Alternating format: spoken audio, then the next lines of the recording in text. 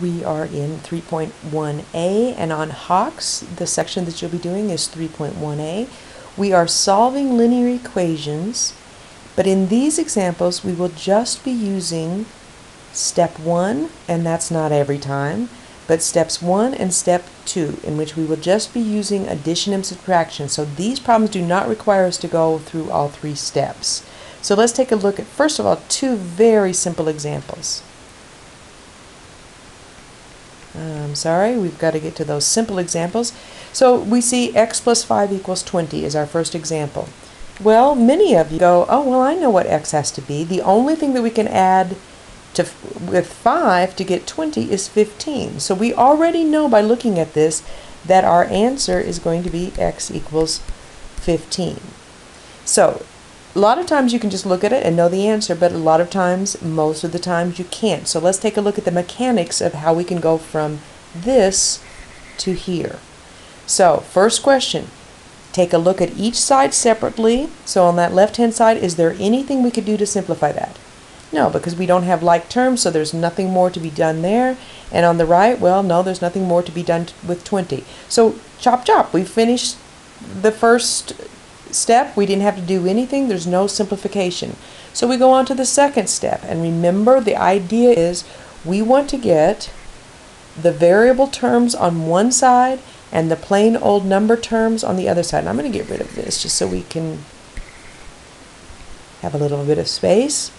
Well, I only see one variable term, and it's already on the left, so I'm going to declare my variable terms are going to go on the left, which automatically means that my plain old constant terms, the plain old numbers, are going to go on the right.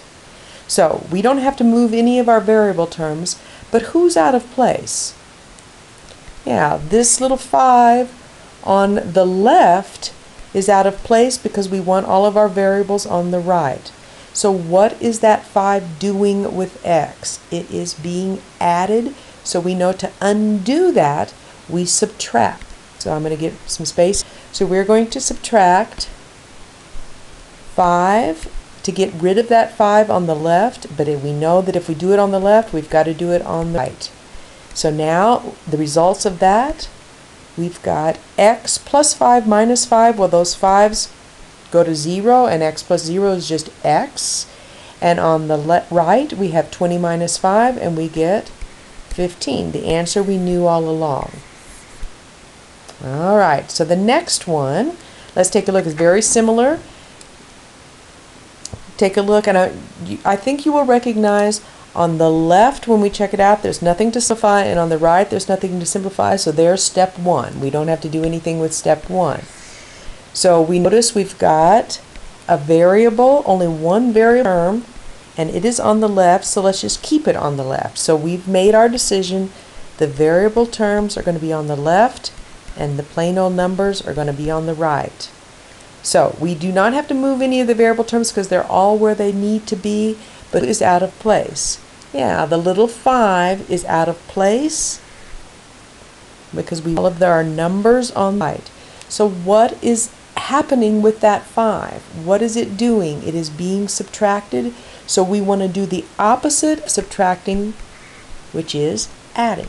So we're going to add 5 to this side, and that's going to get all of our numbers out of the left-hand side. But we know that if we add 5 to the left, we add 5 to the right to keep things legal. So the results of that over on the left, x minus 5 plus 5 is x plus 0, or just x. There's what we wanted, x alone and naked. And on the right, 20 plus 5, 25. And we have successfully solved our equations. Before we leave this very these simple problems, let's do a little bit of a check here.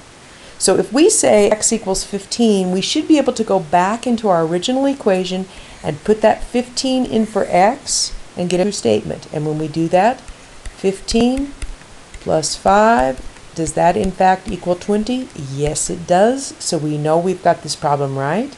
And in the second one, our check, put the 25 back in for x, 25 minus 5, and does that in fact equal 20? Yes, it does, so we know we got it right. Okay, so next example, these are the real examples now. And I am going to do something here. I'm going to keep our sides separately by drawing a line to emphasize we have a left-hand side and a right-hand side. So step one, our attention is on each side separately, so I'm just going to look on the left-hand side. Is there any simplification we can do? Is there anything we can clean up? Yeah, I see like terms, 8x minus 7x, so we can simplify that to give us just 1x, and then we still have the minus 3, and we say that equals 20. And at this point, we want our variables on the left and our numbers on the right, and the only reason that I chose to have my variables on the left is because we've only got one variable term and he's already on the left. So I'm lazy, I'm just going to keep it that way. So who is out of place? Well, the minus 3 is out of place because we want all of our plain old number terms on the right. So how do we get rid of that minus 3? Well, we do the opposite, which means we want to add 3 to this side, and we know we're going to have to do the same thing to the other side. And the results of that would give us x minus 3 plus 3 is 0, so that goes away. And on the opposite side, we have 23. So we have solved it, x equals 23. And I'm not going to check it, but if we wanted to, we would put that 23 in for x. Every place we see it in the original equation, chunka, chunka, chunka, do our math, and we should get a true statement. Let's see if we have time for one more example. Okay, so students freak out. They see fractions. If you know how to solve an equation with nice numbers, you know how to solve an equation with fractions. It works exactly the same. So, in this one, our attention, well, let me get my line here to distinguish between left and right. Left-hand side, is there anything more to be done there? Nope, we can't simplify it. Right-hand side, no, we can't simplify it. So step one, nothing to do there. Okay, we've done our job. And let's go on to step 2, where we want to get all of the variable terms on one side and all of the numeric terms, or just the plain old little numbers, on the other side. So I identify, here's a variable term on the left and here's a variable term on the right. So we want to get them both, we want to get them on the same side, and it doesn't matter. In this case, I'm going to do something. I'm going to decide, just to make things a little bit more interesting, I want all of my variable terms on the right. And that automatically means that we want all of our plain old numbers on the left. So if all of the variable terms are going to be on the right, who is out of place? The 10x is out of place. What is being done? If we want to move whole terms, we're going to add and subtract. So to get rid of that 10x on the left, we are going to get rid of all of my scribbles here. We are going to subtract 10x from this side, and we have to do the same thing to the right-hand side, subtract 10x. Results of that, well, on this side, the 10x minus 10x goes to 0. All we have left is a negative 1/2. And on the right, 9x minus 10x is a negative 1x, or just a negative x. And we still have minus 5/2. So right now, all of our variables are on the right. So now let's take a look at getting all of our numbers on the left. Who's out of place? Yeah, the little minus 5/2 is out of place. We don't want him on the right, we want him on the left. So how do we get him there? We look and see what's being done. If I look and say, okay, he's being subtracted, so we do the opposite of subtracting 5/2, and the opposite of subtracting 5/2 is to add 5/2.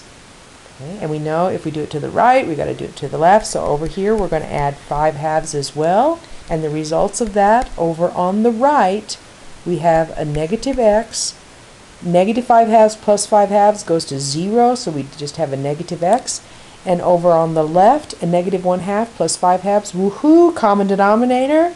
We've got 4/2, a positive 4/2, which we say, okay, that's just 2. So right now we have 2 equals a negative x. Well, we don't quite have x naked and alone. We've got that little negative in front. So that negative means a negative 1. Let me just write that. Negative x is the same thing as saying negative 1 times x.